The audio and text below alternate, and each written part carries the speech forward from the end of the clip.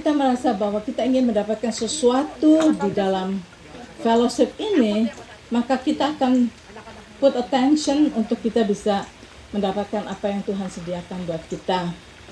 Dan saudara, saya Sandra kasih title Virtuous Woman. Saya kira pada waktu-waktu yang lalu juga di dalam conference atau retreat kita woman itu, kita juga bicara mengenai itu. Kita juga baca dari Amsal 31. Nah, kita akan baca lagi Amsal 31, dan pada saat kita mempelajari ini, marilah kita punya perspektif bahwa kita akan belajar sesuatu yang baru. Jadi kita jangan sampai berpikir bahwa, oh saya sudah tahu. Nah, saudara, kalau kita sudah berpikir kita ini sudah tahu, maka kita tidak akan bisa belajar apa-apa. Semua akan lewat aja. Gitu. Kasian si Claudia itu ngaduk ke sini, kursinya dibalik aja. Kursinya dibalik aja. Nah, nanti by the time selesai, pinggangnya sakit semua. Jadi jangan sampai kita ini. Kita akan lihat ya sekarang dari Amsal 31.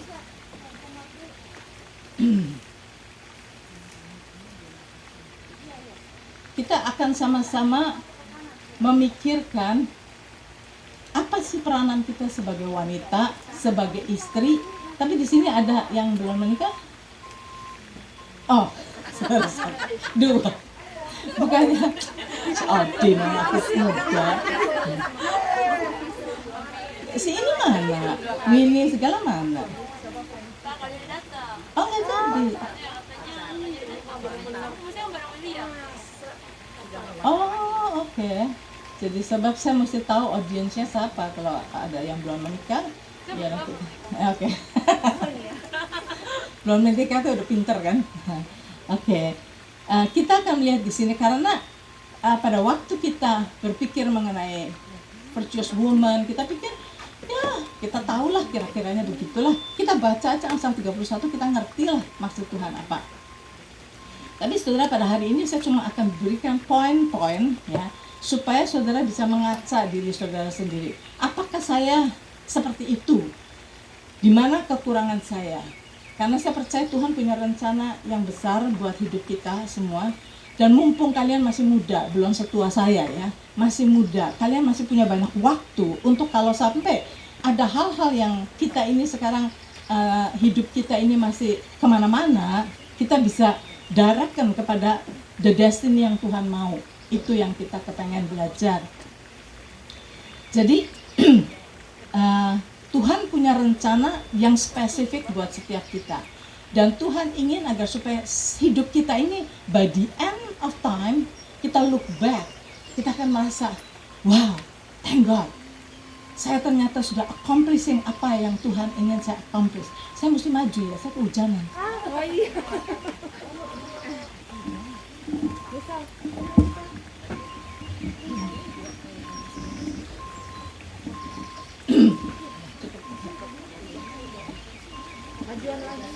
Ya, jadi jangan sampai nanti by the end of time kita look back, kita nyesel. Ada banyak sekali yang kita bilang, sebetulnya saya bisa loh, tapi saya tidak menggunakan potensi saya karena saya tidak tahu bahwa saya diarahkan oleh Tuhan, bahwa destiny daripada kehidupan saya sebetulnya Tuhan sudah tuliskan di sini, tapi kita nggak tahu. Sebab kalau kita melihat di dalam Amsal pasal yang ke-31 ayat 10 sampai dengan ayat yang ke-31, I hope saudara bawa Alkitab, kalau enggak baca ini supaya saudara bisa lihat ini. Jadi kalau kita baca mengenai Amsal 31 ayat 10 sampai dengan yang ke-31, kita lihat bahwa virtuous woman yang dimaksud di sini itu sulit sekali ya untuk kita mencapai seperti dia gitu. Tapi saya akan membuat ini menjadi sederhana sehingga saudara bisa melihat, oh itu toh ya, kalau gitu saya bisa gitu. Kalau gitu saya bisa. Nah, kalau kita nggak pernah memikirkan ini, maka kita tidak pernah masuk ke dalam rencana Tuhan. Kita hidup ya maunya kita aja, yang kita pikir baik gitu kan. Nah, sebab itu kita lihat di sini. Saya tahu semua kalian baik-baik, semua punya keluarga baik-baik, kalian adalah istri yang baik-baik. Tetapi mari kita melihat dari Amsal 31 dan mulai ayat 10 ya. Kita akan melihat ada poin-poin yang kalian bisa nanti tulis. Poin itu terus kalian bisa lihat apakah saya sudah lakukan ini, apakah saya sudah mencapai ini semua. Accomplish apa yang Tuhan ingin atau tidak. Apakah saya sudah berpikir seperti yang Tuhan ingin saya berpikir. Itulah. Dari mulai ayat 10 dikatakan, istri yang cakap siapakah dapat mendapatkannya? Siapakah akan mendapatkannya? Dalam bahasa Inggrisnya adalah who can find a virtuous wife? Bahasa Indonesianya cuma perkataan cakap. Saudara, kalau cakap itu terlalu simple ya. Cakap itu kalau saudara pintar masak, saudara cakap. Kalau saudara pintar ngajar, saudara cakap. Saudara menjadi ibu yang bisa mengurus rumah tangga, saudara cakap. Nah, sekarang mari kita melihat yang Tuhan katakan adalah berbahagialah who can find a virtuous wife. Jadi wife, seorang istri yang virtuous.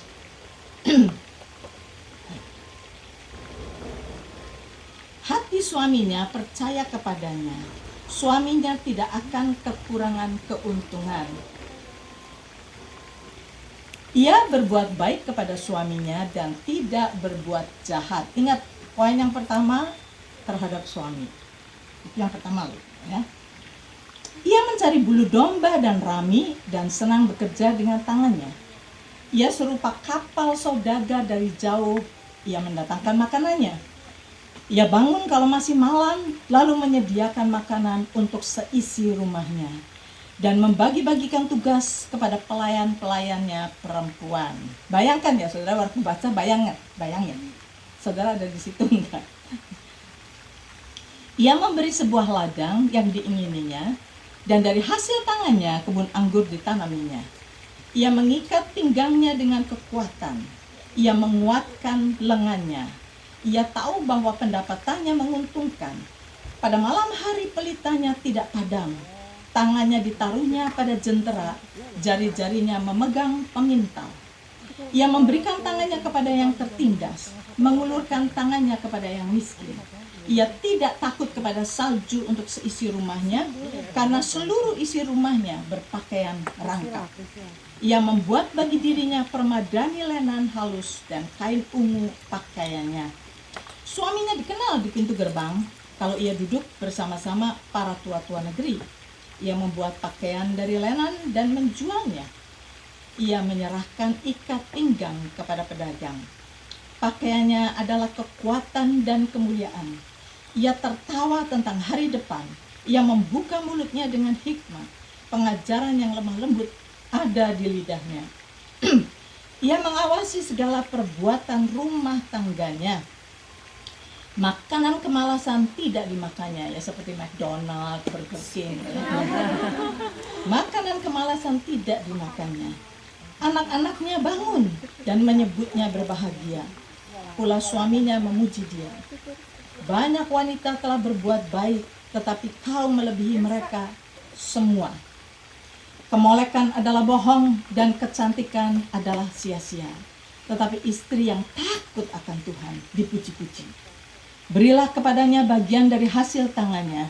Biarlah perbuatannya memuji dia di pintu-pintu gerbang.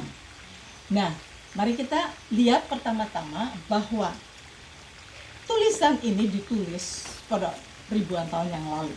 Ya, jadi kalau dikatakan dia membuat permadani segala macam, kalian nggak usah bikin permadani, terus beli aja. Kalau enggak nanti tukang permadani bangkrut. Jadi beli aja. Terus dia bikin pakaian buat anak-anaknya, beli aja, ya, isi. Oke. Nah, jadi jangan kita ambil ini literally, karena ini ditulis pada zaman dulu, di mana memang setiap sesuatu mesti dibikin sendiri. Seperti kenapa terjadi Yusuf itu dibenci saudara-saudaranya, bukan salah Yusuf loh. Ada pendeta-pendeta yang berkata bahwa ya karena Yusuf mulutnya gede cerita-cerita mimpinya. No, Yusuf sudah dibenci oleh saudara-saudaranya sebelum dia mimpi. Kenapa? Karena papanya merajut membuat jubah yang istimewa buat anaknya ini. Dan untuk merajut itu, saudara, take months and months and months. Jadi saudara-saudara lihat itu papanya kalau dibikin apa ya, gitu. Kan warnanya makin bagus, makin bagus, makin bagus. Akhirnya terjadi jubah, setelah berbulan-bulan jadi sebuah jubah yang bagus sekali dan diberikannya kepada Yusuf. Nah, disitulah saudara-saudara berkata, how about me? Kenapa saya nggak dikasih? Nah, jadi kita bisa bayangkan pada zaman dulu itu the jealousy daripada saudara-saudaranya itu karena papanya kerja mati-matian untuk membuat sesuatu buat si Yusuf, dan mereka nggak dikasih. Itu. Nah, itu just saya mau kasih tahu zaman dulu itu begitu. Nah, sekarang mari kita melihat poin yang pertama sebagai virtuous woman. Supaya kita bisa tahu di dalam pandangan Tuhan itu virtuous woman itu seperti apa gitu ya, kita mesti lihat dari pandangan Tuhan, sebab ini ditulis oleh Tuhan. Jadi kita harus tahu bahwa Tuhan itu punya suatu kriteria, suatu gambaran untuk kita sebagai istri-istri itu menjadi istri yang seperti apa. Nah, kalau kita nggak pernah belajar, maka kita just do the best we can, right? Apa yang kita bisa lakukan, ya jadi istri baik, saya baik kok, saya masakkan suami saya, cuci pakaiannya, saya ini baik kok saya ya. Nah, mari kita lihat di sini ayat 12. Poin yang pertama, virtuous woman, ya kan? Ia berbuat baik kepada suaminya.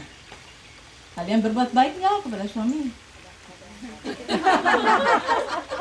Kadang-kadang. Ini selalu loh, ia berbuat baik kepada suaminya. Nah, kita bilang, kamu nggak tahu sih suami saya. Aduh, keras kepalanya, dableknya, malesnya gitu kan. Ya kita kamu nggak tahu sih suami saya. Ia berbuat baik kepada suami. Tapi saya masakin loh, tapi saya cuci pakaiannya loh, tapi saya bersihin rumah loh, supaya comfortable. I did everything, gitu kan. Nah, oke, fine.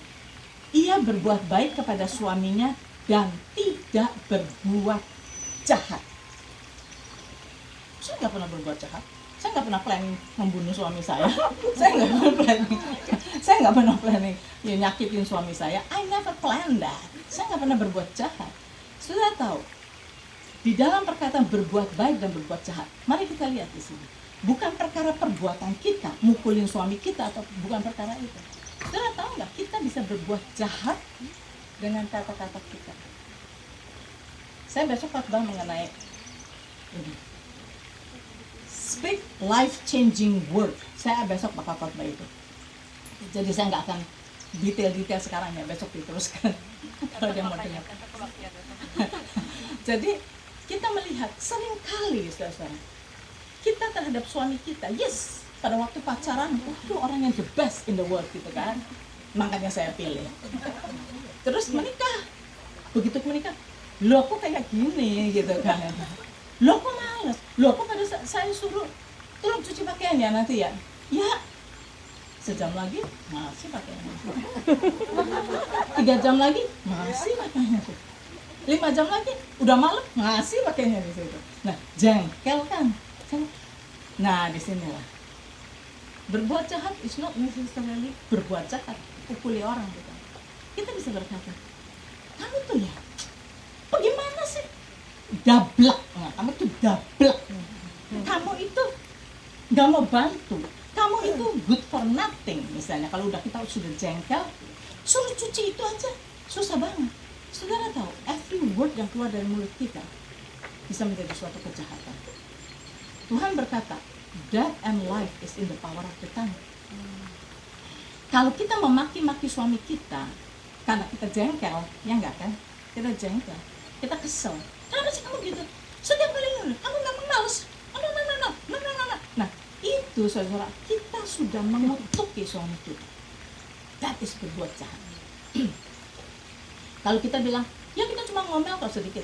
Do you know, ngomel itu kita sudah membawa direction daripada orang itu ke arah yang salah. Saudara lihat, orang Israel. Kenapa orang Israel itu keluar dari Mesir, ya? Nggak nyampe-nyampe ke destination. Malah yang keluar dari Mesir umur 20 tahun ke atas, tidak ada yang masuk. Semua mati di padang belantara. cuma 2 orang yang masuk, yaitu Joshua dan Kaleb. Nah, kita lihat di sini. Why? Because mulut mereka. Mereka jalan sih. Tuhan bilang, aku sediakan bagimu tanah yang penuh air susu dan madu. Tapi pada waktu jalan, setiap kali nggak ada minum, ngomel. Lebih enak di Mesir, lebih enak. Dia lebih enak di Mesir itu memberikan direction daripada hidup dia. Karena dia berkata, lebih enak di Mesir. Tanpa mereka tahu, mereka terbalik. Tanpa mereka tahu. Sebab perkataan itu powerful. Besok saya akan berikan lebih detail lagi. Jadi saudara, ia berbuat baik kepada suaminya dan tidak berbuat jahat. Lalu bagaimana kalau suami saya memangnya gitu sih? Ada yang tanya enggak? Gimana kalau memang suami saya gitu, disuruh nggak percaya, nggak dikerjain. Don't say yang negatif. Bless him. Berbuat baik kepada suamimu itu, berkati suamimu. Belum disuci ya? Tapi kamu nanti jadi rajin. By the grace of God, you going to change. By the grace of God, kamu bisa. Kamu akan menjadi rajin. Ya, I know, sudah 5 jam nggak dicuci-cuci. By the grace of God. Oke? Nanti. No, kita jangan nyindir, kita benar-benar blessing. Katakan perkataan blessing kepada dia. Ini yang dimaksud. Dia tidak berbuat jahat. Dia berbuat baik dan tidak berbuat jahat. Ingat perkataan kita. Semua orang yang menikah pasti ngalami ini. Kita kecewa. Loh, I thought dia tuh begini. Kelihatannya waktu pacaran begini.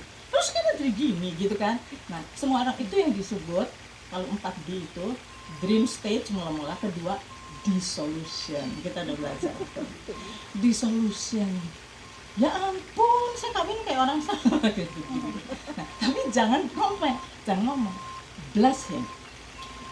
Belajar. Saya bukannya udah lulus. Belum. Saya belum lulus. Jadi saya jangan pikir, wah itu sombong. No, saya belum lulus. Masih tadi aja juga. Dia bilang, bikin ini. Don't you see, saya bangun 5.30, saya kerja terus gak berhenti. Saya gak keluar karena saya kerja terus. Sekarang baru saya mau keluar bikin lemonade. Bagaimana gak jengkel saya pikir. You don't even see saya tuh udah kerja dari tadi gitu kan. Nah ini jengkelnya sih. Jadi saya belum lulus. But I'm learning. Karena saya tahu, jadi saya belajar. Inilah gunanya kita tahu supaya kita bisa belajar. Okay? Kalau kita nggak tahu dan kita nggak pernah berubah, rumah tangga kita kecil karena kita ngomel terus. Sudah tahu ngomel itu di dalam Alkitab, di dalam Amsal katanya seperti apa? Seperti tiris atau bocornya. Tas. Sudah senang nggak punya rumah yang bocor? Tas. Bandel bener kan? Aduh, cepet somebody fix that. Ngomel itu seperti itu. Oke, di dalam keluarga. Kalau kita terus-terusan ngomel, anak kita itu akan mendengar.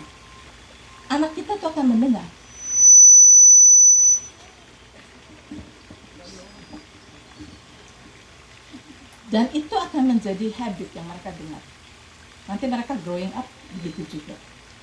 Kita nggak ngajarin, itu akan turun ke anak kita. Mari kita lihat the next, ayat 14.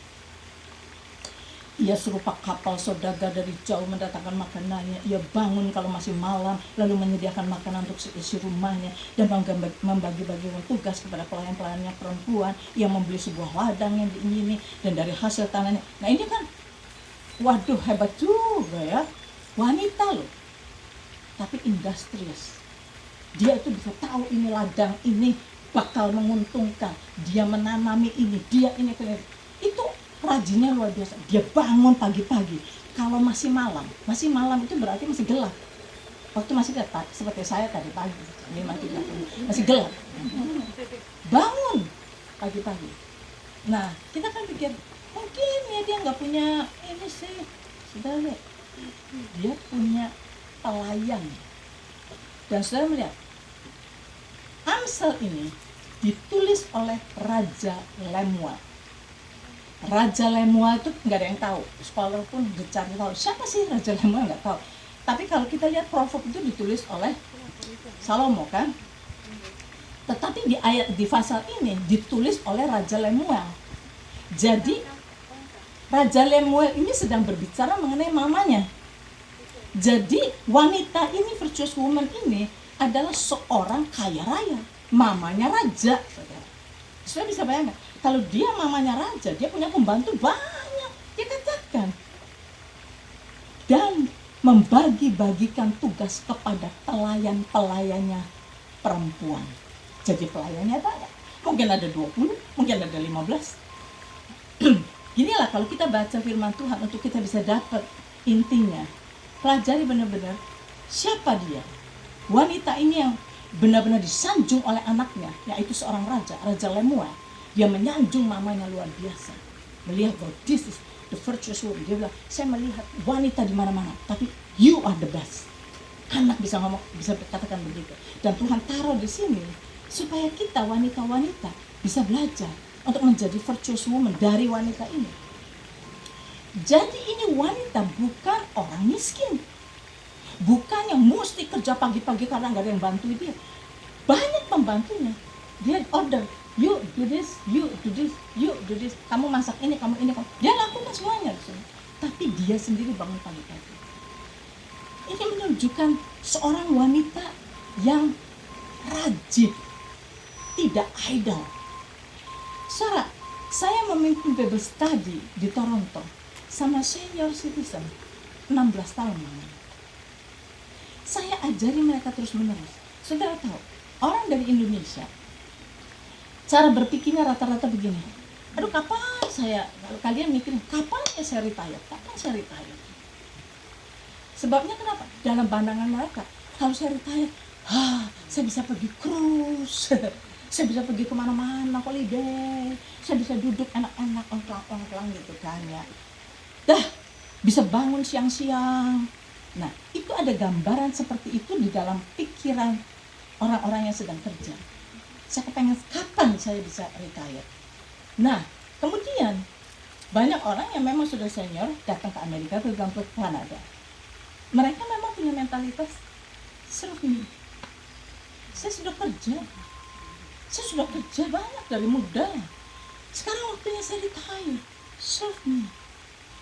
Saya ceritakan tadi semua senior, saya bilang, Tante, Om, belajar dari orang Amerika, belajar dari orang Kanada. Mereka itu pada waktu mendekati retirement, mereka sudah plan.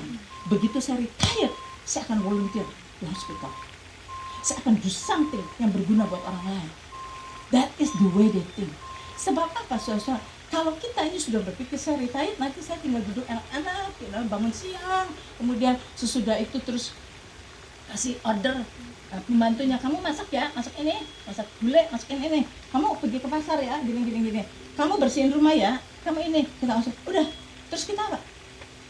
Jalan-jalan lah sama teman, shopping, gitu kan, udah shopping, terusnya nonton, kalau udah nonton apa, makan di restoran enak-enak gitu kan, rumah udah beres kan, ada yang take care gitu kan. Nah, jadi banyak orang berpikir saya kepengen cepat selesai kerja kalau lagi kerja, atau kalau kalian punya duit banyak ya nggak perlu retire, sekarang juga udah retire. Jadi kalau kita udah punya pikiran gitu, kita sudah pikirannya mau enak. What is your life for? To enjoy. Apa salah? Apa dosa? No, nggak dosa. Kemarin kita belajar ini. Wanita ini bukan wanita yang idle, yang punya plan. After this, saya gini, saya ini. Walaupun pembantunya banyak, dia mama dari seorang raja, tapi dia tidak idle. Dia tidak diam aja. Dia bangun pagi-pagi ngurusin. Oke, dia kan pembantunya masak, dia yang tata mejanya. Oh, anak saya yang ini suka ini, anak saya yang ini suka ini. Hanya mama yang tahu yang the best buat anak-anaknya. Dia lakukan bagian dia. Dia tidak tidur aja, enggak sih. Dan dia lakukan bagiannya. Walaupun dia punya pembantu, tapi dia melakukan bagiannya. Kemudian dia menggunakan segala skill yang dia punya untuk di advantage untuk seluruh keluarganya. Dia lakukan. Di sini happen, dia industrious. Dia bisa di ladang, bisa dijual dengan harga mahal, dia bisa buka ladang, dia tanami segala-segala. Dia kerja, dia pakai tenaganya, dia pakai ability-nya, dia pakai semua untuk menghasilkan. Nah, ini yang kita mesti belajar. Jadi jangan kita punya pikiran, apanya saya enaknya ya kalau udah pikirannya cuma holiday, pikiran nggak ada salahnya holiday sih, nggak ada salahnya, ada waktunya kita holiday. Tetapi jangan tujuan hidup kita adalah untuk just leisure time, tapi ada banyak tugas yang Tuhan berikan pada kita. Kita diciptakan oleh Tuhan untuk berguna bagi sesama kita. Siapa yang belum kenal saya, nggak tahu ulang tahun saya, siapa yang belum tahu? Umur berapa? Umur berapa, saudara? Saya sudah umur 71, saudara. Dan saya tidak pernah punya pikiran to retire. Saya bilang, Tuhan pakai saya sampai the rest of my life. Karena saya berpikir gini, kalau Tuhan bisa memberikan berkat kepada siapa saja melalui saya, whatever saya bisa, I'll do it. Dan saya bilang malah Tuhan panggil saya pada waktu saya melayani. Mungkin waktu saya khotbah, bang. Atau setelah saya melayani saya duduk, bang. Tuhan panggil, itu benar-benar Tuhan panggil. Jadi saya nggak punya rencana yang disebut retire itu apa. Udah nggak kerja lagi, enggak. Jadi kita lihat di sini seorang yang rajin, yang tahu the purpose of God, dan saya mau melakukan I want to finish well di dalam hidup saya.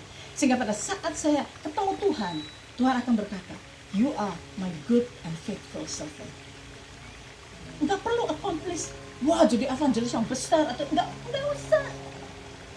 Daily, di dalam hidup kita, dari langkah ke langkah, dari hari ke hari, just dengerin Tuhan, kita disuruh apa. Kalau Tuhan bilang, itu kasih, itu orang miskin di situ, kasih uang $10, do it. Itu melayani Tuhan.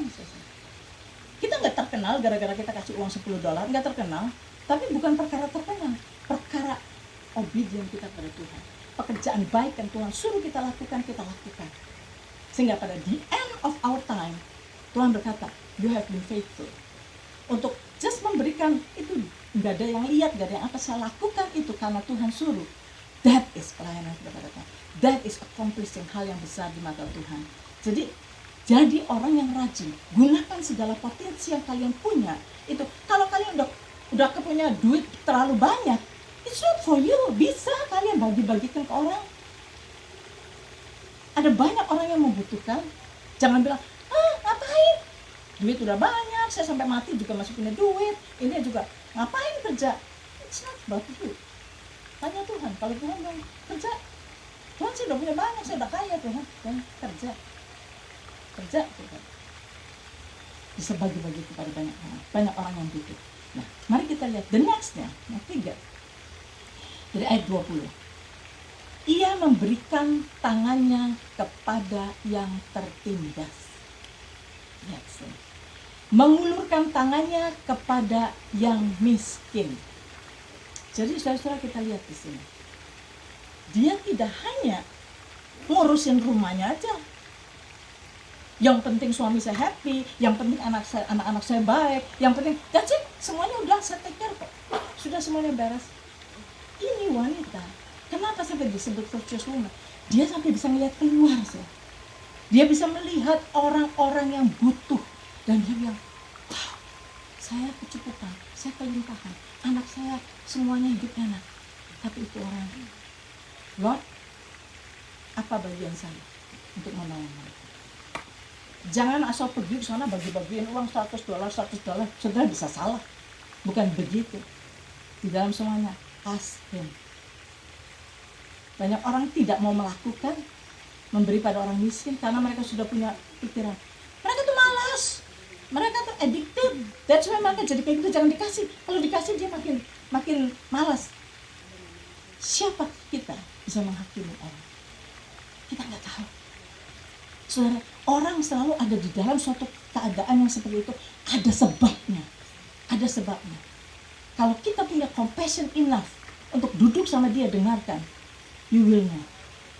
Kita bisa merasa, wow, kalau saya nggak kasih itu, kita nggak benar. Tapi memang kita juga nggak bisa kasih semua orang. Mungkin benar kita bisa menjerumuskan dia. Kalau kita tidak punya hikmat yang dari Tuhan, kita bisa salah kasih. Sebab itu, nanti kita di end kita akan tahu. The most important daripada hidup kita adalah persekutuan kita dengan Tuhan. Nah, jadi kita lihat di sini. Dia memberikan tangannya kepada yang tertindas. Dia tidak hanya memikirkan inside keluarga saya saja. Yang penting anak saya baik, yang penting suami saya baik, yang penting rumah tangga saya bagus. Hidup kita bukan cuma buat kita. Untuk membuat rumah tangga kita baik, itu sudah suatu keharusan. Tapi behind that, di samping itu maksudnya, di samping itu, kita mesti melihat orang-orang yang unfortunate.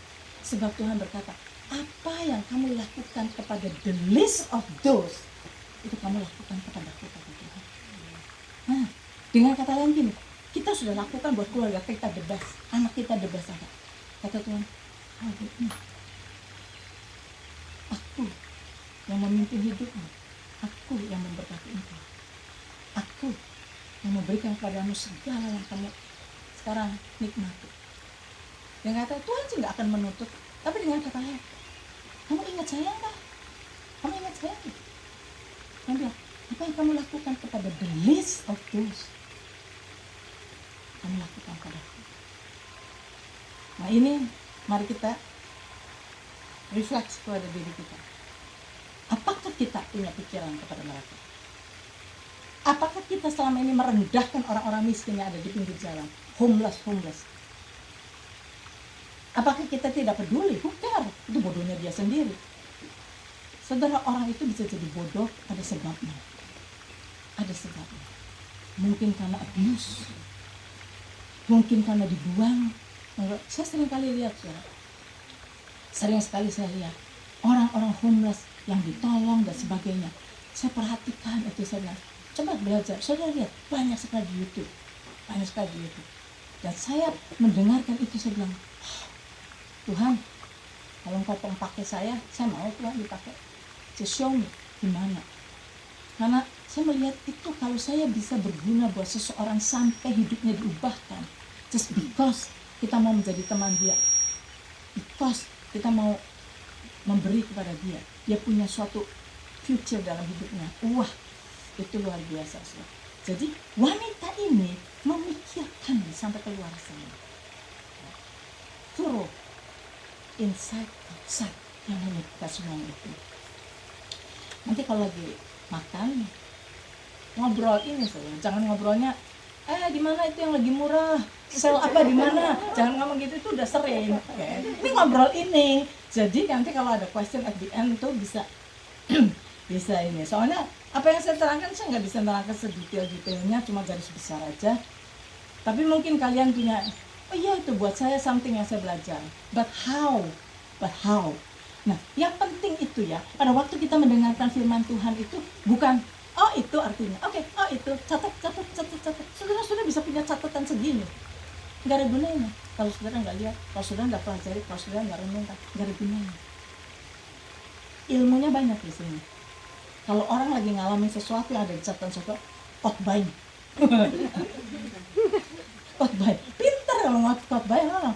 Tahu nggak? Di ayat ini ngomong gini, tahu nggak sih? Tahu nggak?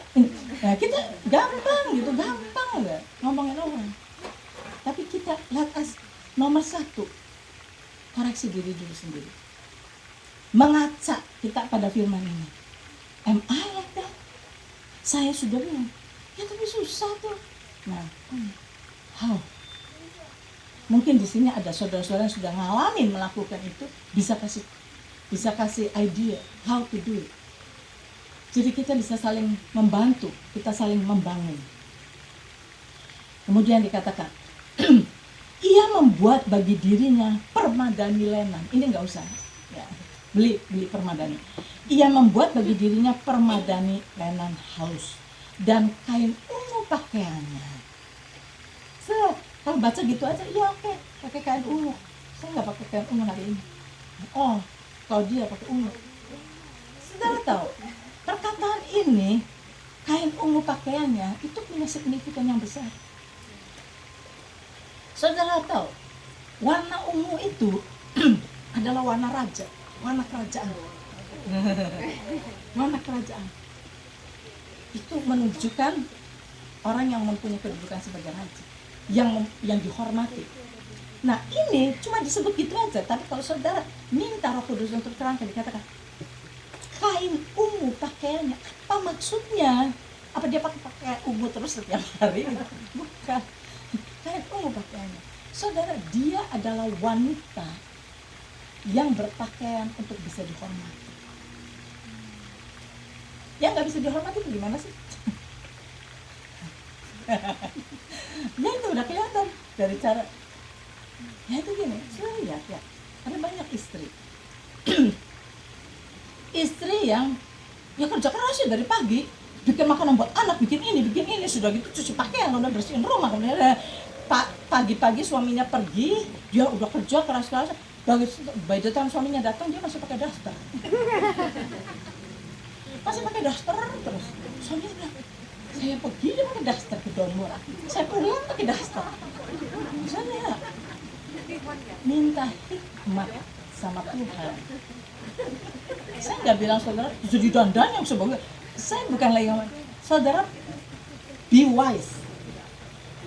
Suamimu pergi ke kantor, semua orang kerja di kantor, pakaiannya leces semua kan, sekretarisnya ya bagus, make up-an, yang pembantu situ juga gitu. Si suami itu pergi ke office, oh cantik-cantik, pergi ke rumah, istrinya, aduh ya, jadi istri saya kok kayak gini banget, mulai-mulai nggak apa-apa, I love you. Tapi kalau lama-lama, saudara, lama-lama, disinilah saya bilang, ya suami nggak boleh nyeleweng, suami nggak, betul, itu sih nomor satu, betul. Tapi kalau kitanya sendiri tidak membuat diri kita untuk ada di dalam keadaan yang enak dilihat, ya, enggak gebor-gebor terus, daster gitu, enggak kelihatan bentuknya, enggak kelihatan apanya. Kalau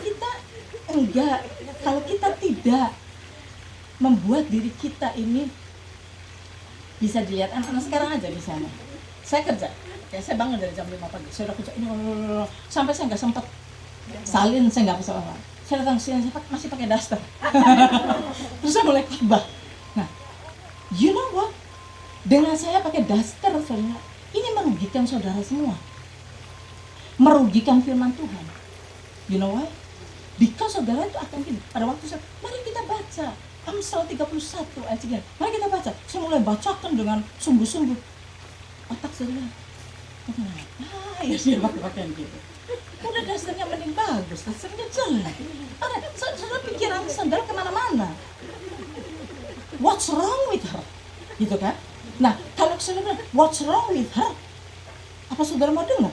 Apa yang saya khotbahkan? Nggak mau kan? Udah ada something wrong sama dia. Bukannya untuk saya dandan sebagus-bagus, bukan. Tetapi kita ini di mana kita berada, kita mesti menyesuaikan diri kita. Kalau saudara mau melayani di China underground, saudara pakai pakaian yang sesederhana mungkin, supaya message kalian bisa diterima. Tapi kalau saudara pergi ke satu gereja yang semua orangnya, wah tasnya aja apa itu macam-macam brandnya gitu, nah, pakailah pakaiannya, nggak usah persis kayak mereka, tapi at least membuat mereka itu tidak look down sama kita. Karena appearance kita akan membuat judgment. Mau atau enggak, orang akan judge kita. Judgment itu enggak diplan. Begitu lihat aja, langsung kita ngomong macam-macam. Nah, jadi, di sini, dengan perkataan pakaian ungu, kain ungu pakaiannya, itu sudah menunjukkan seorang virtuous wife adalah orang yang memeliharakan dirinya. Untuk dia itu tidak membuat kecewa suaminya. Ingat, saudara, orang walaupun tidak mau compare dengan sendirinya compare. Seberapapun kuat-kuatnya suami saudara, kalau saudara tidak menjaga dirimu sendiri, seringkali kesalahan banyak dari istri. Sebab itu bukan selalu banyak suami yang belang-belang gak karuan, tapi banyak juga karena kita tidak memeliharakan diri kita. Sebab itu lakukan buat kita yang the best. Suaminya dikenal di pintu gerbang, para tua-tua yang membuat pakaian dari lenan, menjualnya, menyerahkan ikat pinggang kepada pedagang, pakaiannya adalah kekuatan ruhnya. Ia tertawa tentang hari depan. That is the fifth point. Saya sudah tadi 4. The fifth point. Ia tertawa tentang hari depan. This is important.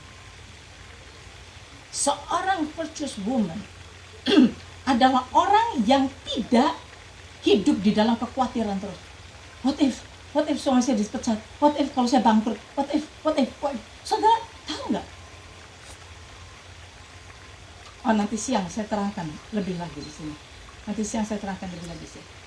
Kita ini mesti mengerti. Kalau hidup kita ini penuh dengan kekhawatiran, ya, kita tidak tahu masa depan itu gimana. Bagaimana kalau ini? Bagaimana ini? Hidup kita nggak enak, saudara. Di sini dia bilang, ia tertawa tentang hari depan dan membuka mulutnya dengan hikmat.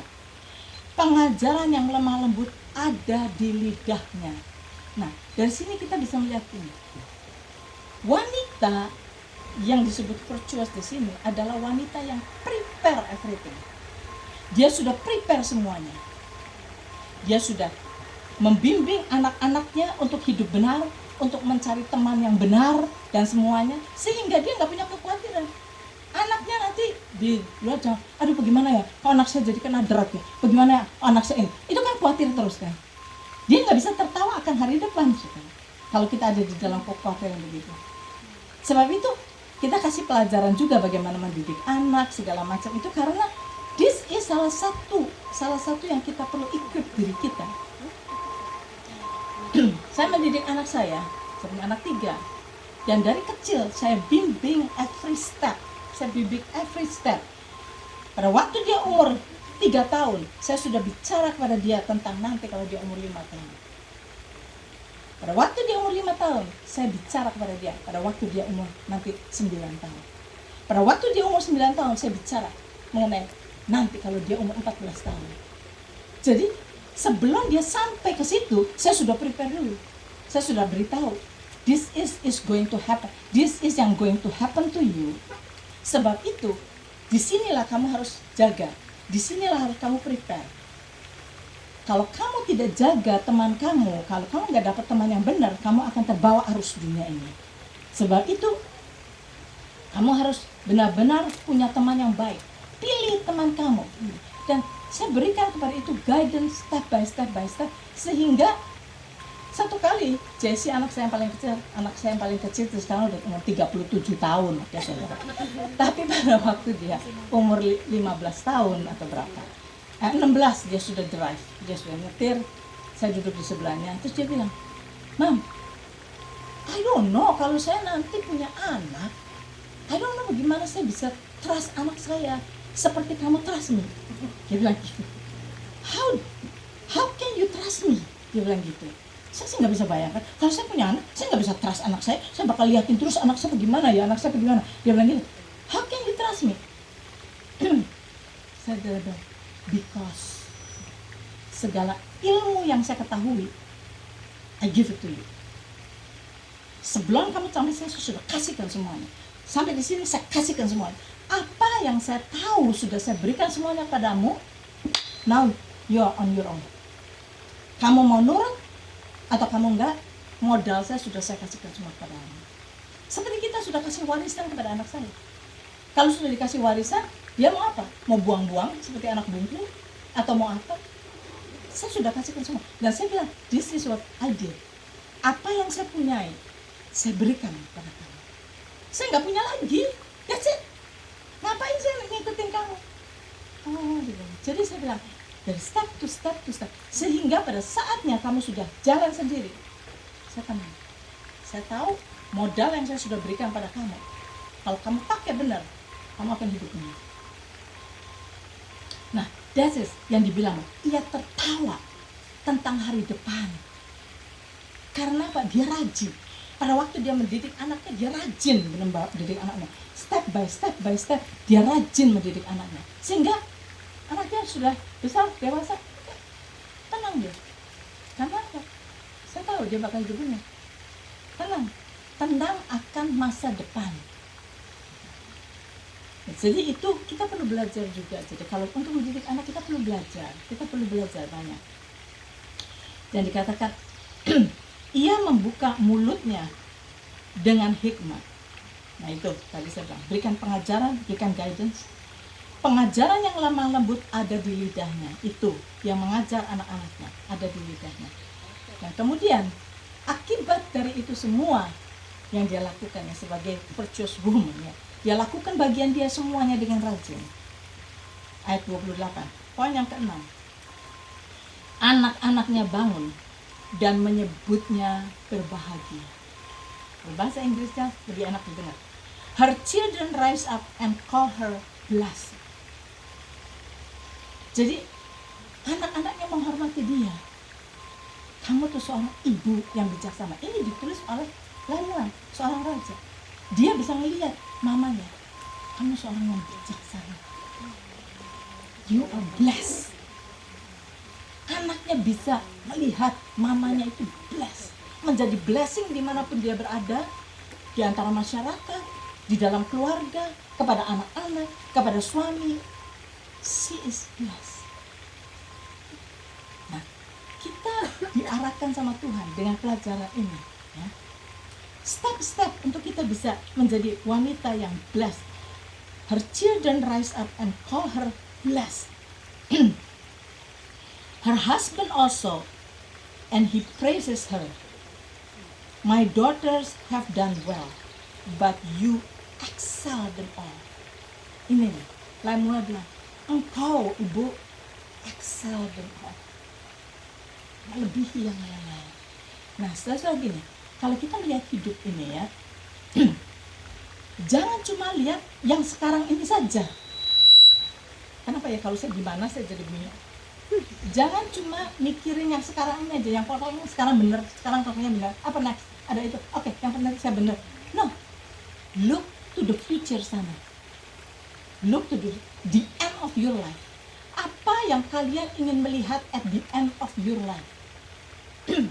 Salah satunya, saya selalu pada waktu saya khotbah saya selalu bilang pada orang-orang tua, saya kadang-kadang suka khotbah banyak pada orang tua, pada orang tua. Saya katakan gini, hiduplah sekarang ini, belum terlambat. Saya bilang, kamu udah umur 60, kamu belum terlambat. Tapi hiduplah begini. Nah, apa yang kamu ingin orang katakan pada hari funeral kamu? Waktu kamu ada di peti mati, ya? Orang banyak datang. Sekarang ada COVID yang nggak ada. Tapi kalau lagi normal, yang datang itu ratusan. What do you want them to think about you selama hidup kamu? Sebab apa yang kamu ingin orang berpikir tentang kamu, you have to do it from now on. Nggak bisa kamu sehidup seenaknya enak buat sendiri, selfish buat kamu sendiri, and then at the end kamu kepengen orang muji-muji kamu. Nggak mungkin lah. What did you do to them? Gitu kan? Jadi coba pikirkan apa yang kamu ingin orang berkata mengenai kamu pada hari di funeral kamu. Nah, untuk itu kita harus earn it from now on. Bukan untuk minta dipuji-puji, bukan. Tetapi melakukan apa yang Tuhan suruh. Apa yang Tuhan suruh. Sebab segala sesuatu yang Tuhan suruh itu akan last in eternity. Nggak akan hilang sebentar. Jadi itu yang kita mesti pikirkan. Nah, the next point, nomor 7 adalah ayat 30. Kemolekan adalah bohong dan kecantikan adalah sia-sia. Tetapi istri yang takut akan Tuhan dipuji-puji. Nah, di sini kita lihat, kemolekan adalah bohong dan kecantikan adalah sia-sia. Tadi disuruh dandan, nggak boleh pakai daster katanya, gitu kan? Tadi diajarnya nggak boleh ini, mesti dandan. Dandan, saudara, saya masih tetap bilang dandan, masih tetap bilang dandan. Tapi di sini ada orang yang fokusnya, ya, fokusnya. How do I look? supaya saya look good, beli ini, tambahin, disuntik sini. Pokoknya untuk menjadi fokusnya adalah supaya dia bisa menjadi the center of attraction. That is yang dimaksud. Kemolekan adalah bohong dan kecantikan adalah sia-sia. Saudara, untuk kita look presentable, berpakaian ungu seperti tadi yang dikatakan, itu orang yang respectable, itu kita perlu seperti itu. Tapi kalau dikatakan mengenai ini, kecantikan dan kemolekan itu kalau orangnya fokus kepada itu, dan kalau kita fokus ke situ, saudara, maka tujuannya adalah self-center, supaya orang memuji kita, supaya orang melihat kita, supaya self-center, centernya adalah kita. Nah, itu yang disebut bahwa Tuhan berkata, kemolekan adalah bohong dan kecantikan adalah sia-sia. Nah, yang Tuhan bilang, the quality yang Tuhan mau adalah ini. Tetapi istri yang takut akan Tuhan dipuji. Istri yang takut akan Tuhan.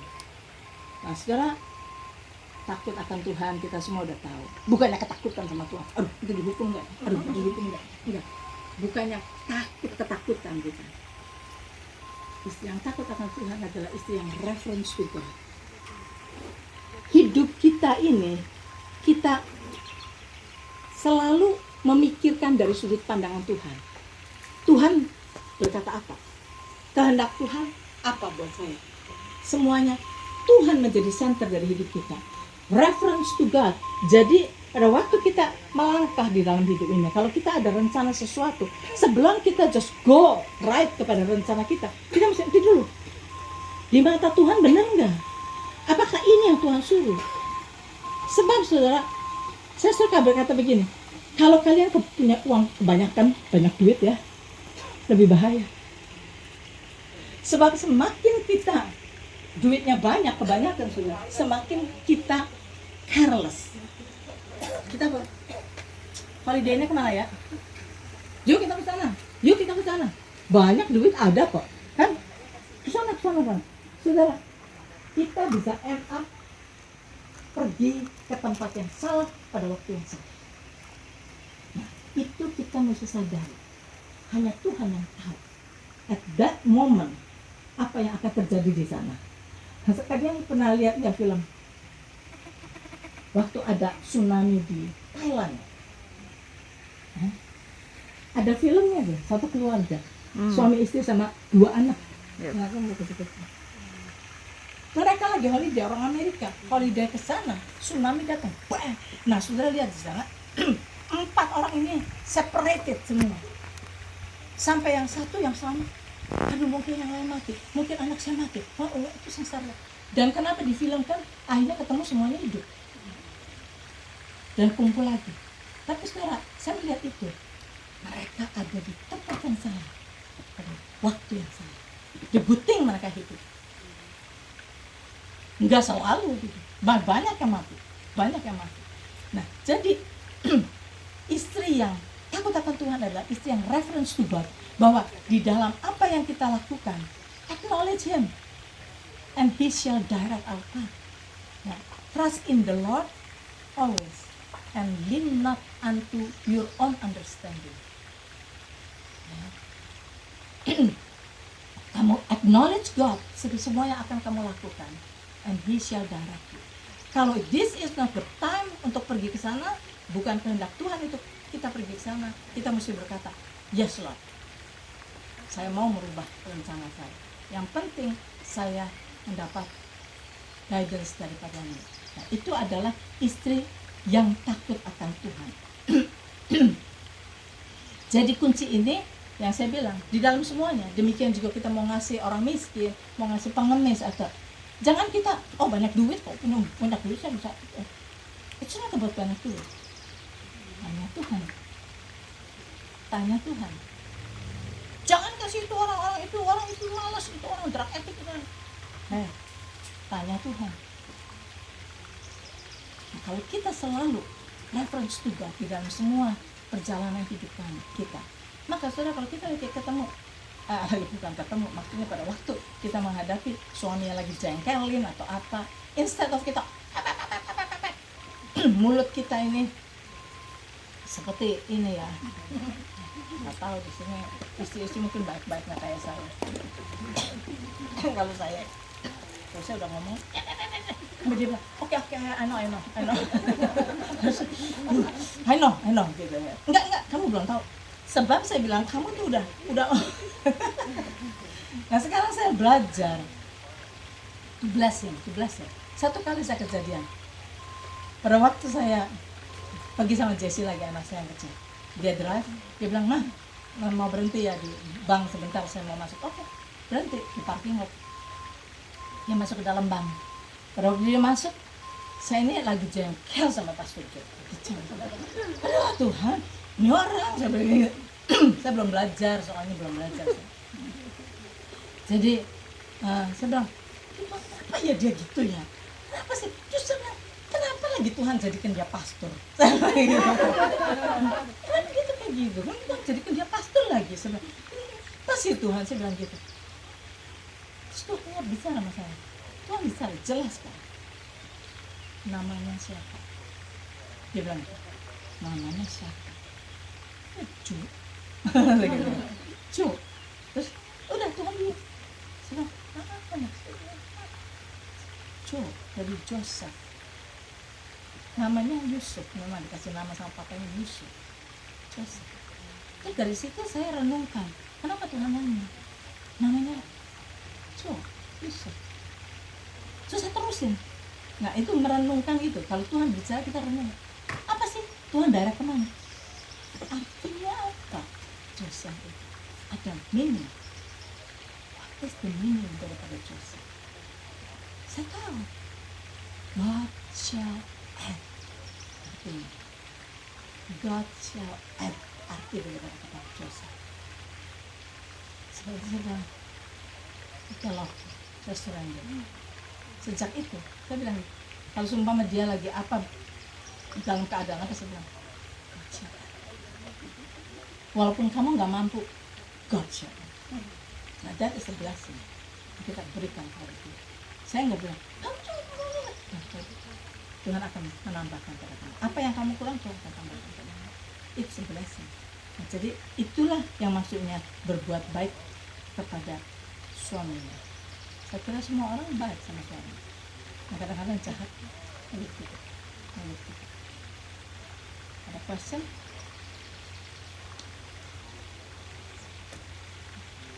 Ya. Ini yang ikat pinggang itu maksudnya apa tuh? Yang ini suaminya dikenal di pintu gerbang kalau ia duduk bersama-sama pada suatu negeri. Ia membuat pakaian dari lenan dan menjualnya. Ia menyerahkan ikat pinggang kepada pedagang. Ya dia jualan. Dia membuat kain lenan, dia bikin ikat pinggang, ya dia berjualan. Jadi ini si istrinya.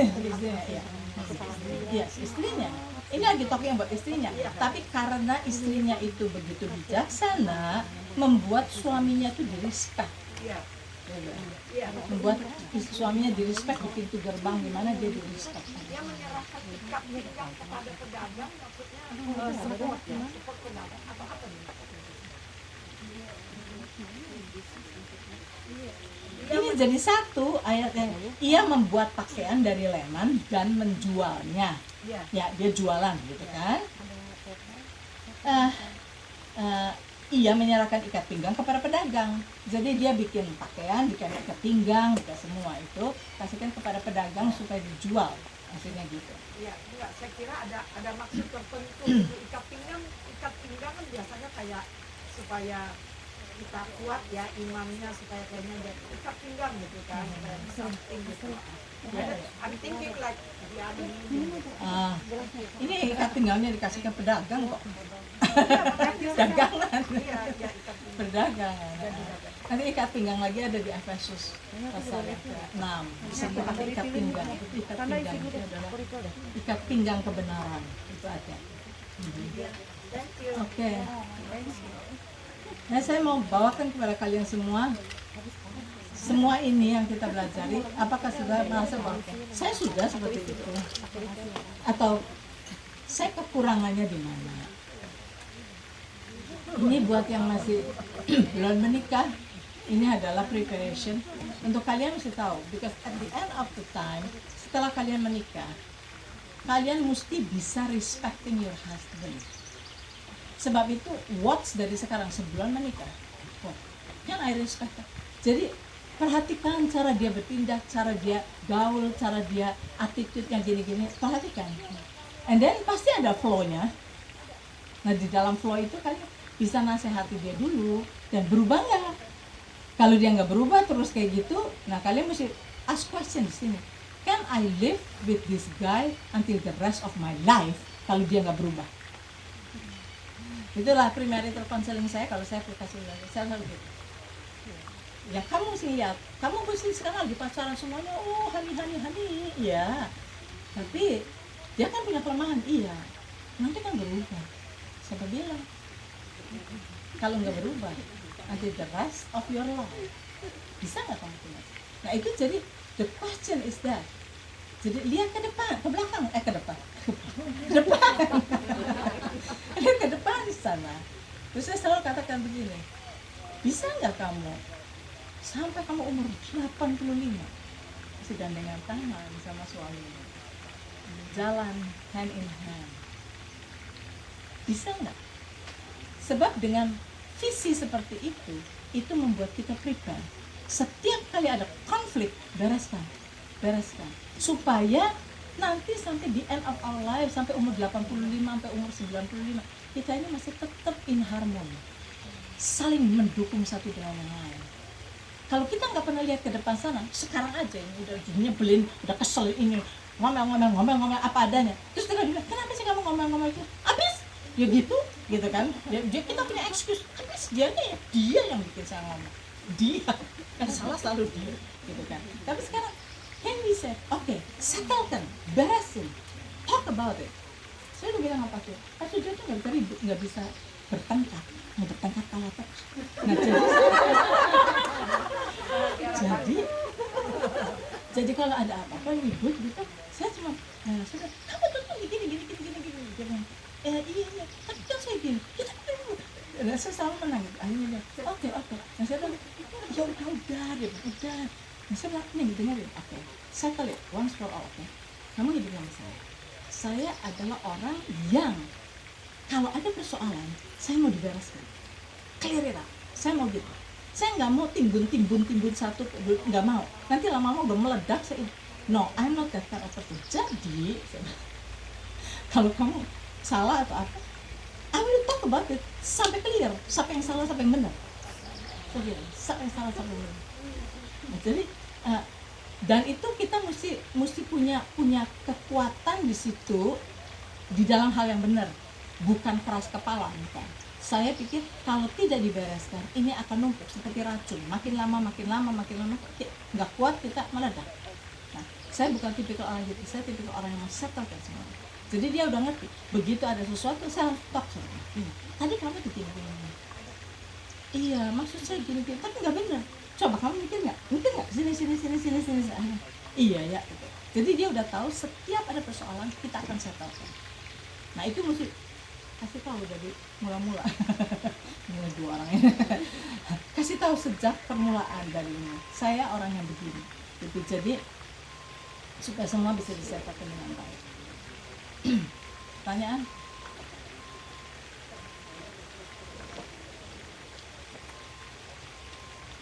Udah hebat semua berarti. Sudah lapar. Ada. Ya kalau udah lapar memang udah nggak bisa konsentrasi. Kasih makan aja dulu. Kalau nggak ada question, nanti kalau seumpama di dalam ini makan semua kalian ada pertanyaan atau diskusi, nanti bisa tanyakan, saya akan masuk ke sini. Jadi kalau saya lihat, saya ambil conclusion di sini. Virtuous woman itu adalah wanita yang mempunyai strength of character. Karakter yang kuat, yang tidak gampang diombang-ambing oleh dunia ini.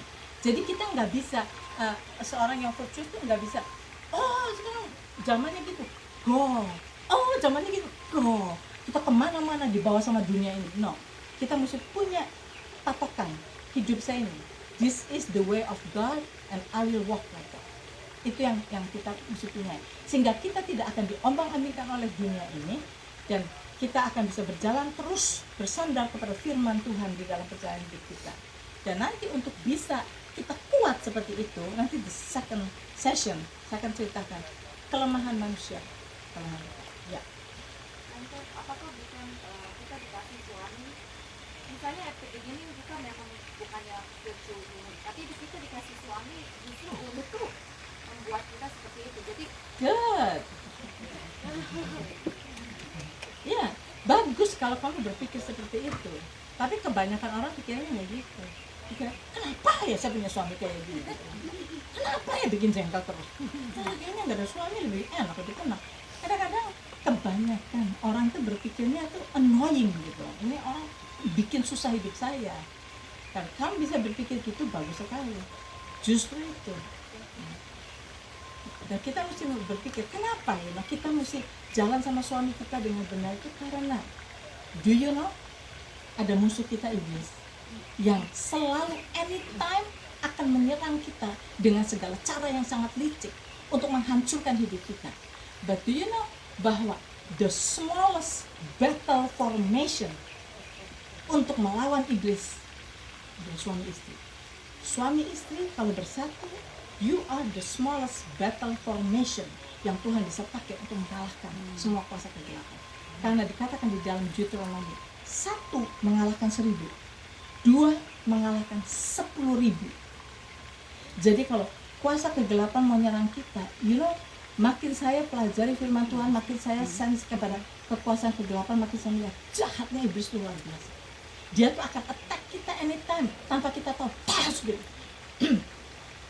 Dan nggak ada mercy, nggak ada love sama sekali di dalam iblis. Jahat sekali.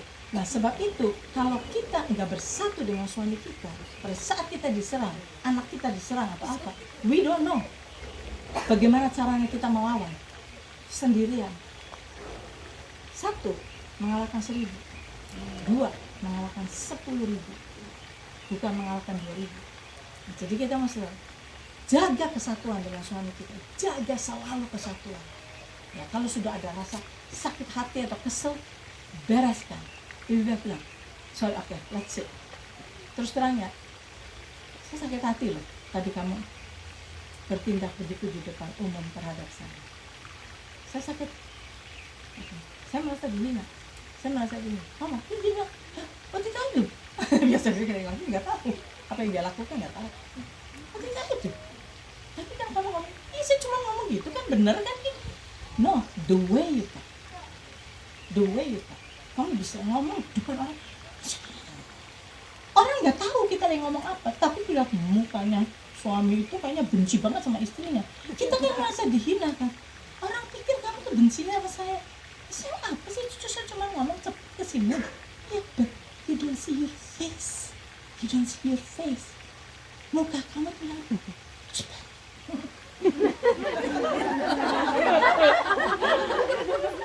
Saya kelihatannya kayak apa nih gini sih.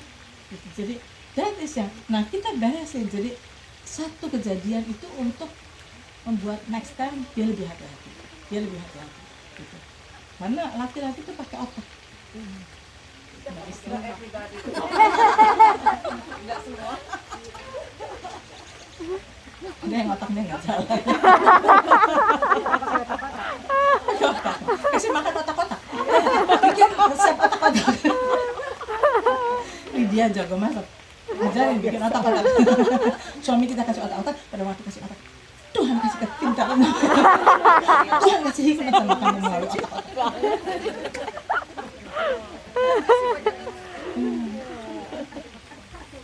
Yang lapar udah pada makan gitu ya. Sama ngelamun lagi makannya nggak tahu, tunjuk-tunjuk dia nggak tahu. Oke. Di sini dulu ya, sudah hampir jam 12, katanya makan jam 12 teng. Saya ngomong terus, saya nggak kebagian pisang goreng loh. Banyak masih. Mari kita berdoa dulu sebentar. berdoa dan doa makan sekalian ya. Bapa, kami mau bersyukur Tuhan kepadamu. Kami percaya Holy Spirit Engkau bersama-sama dengan kami di tempat ini. Kami juga percaya bahwa malaikat-malaikatmu surrounding this place, Lord. Terima kasih atas kehadiranmu. Terima kasih atas kasih-Mu yang Kau nyatakan kepada kami. Bapa, kami sudah belajar sedikit dari firman-Mu. Berikan kepada kami semua the ability untuk mengunyah semua firman ini. Sehingga tidak ada firman yang hanya lewat dan tidak menghasilkan buah. Tidak ada firman yang hanya seperti ditaburkan di atas tanah yang keras. Tetapi kami minta Tuhan, biar Engkau sendiri lembutkan hati kami satu persatu. Untuk menghargai setiap firman yang Kau taburkan, itu sangat berguna buat hidup kami. Berikan kepada kami untuk bisa melihat hidup kami in the future, bukan hanya sekarang saja. Bukan hanya at this moment, tetapi kami bisa melihat sampai ke depan sana. Kami ingin Tuhan hidup kami akan fruitful. Hidup kami memuliakan nama-Mu dan menyenangkan hati-Mu.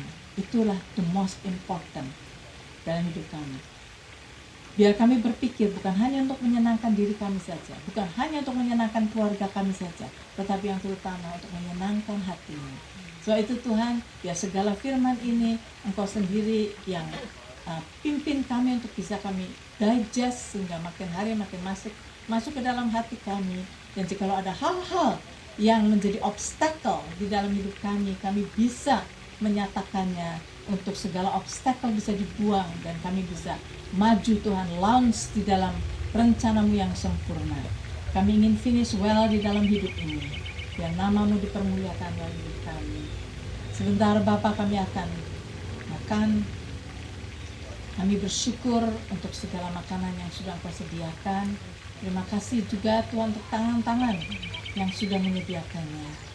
Biar berkat-Mu Engkau curahkan juga kepada mereka satu persatu dan berikan kepada mereka ability untuk menerima segala berkat yang Engkau berikan kepada mereka. Di dalam nama Tuhan Yesus, kami berkati semua makanan ini untuk memberikan kesehatan dan kekuatan bagi tubuh kami. Amin.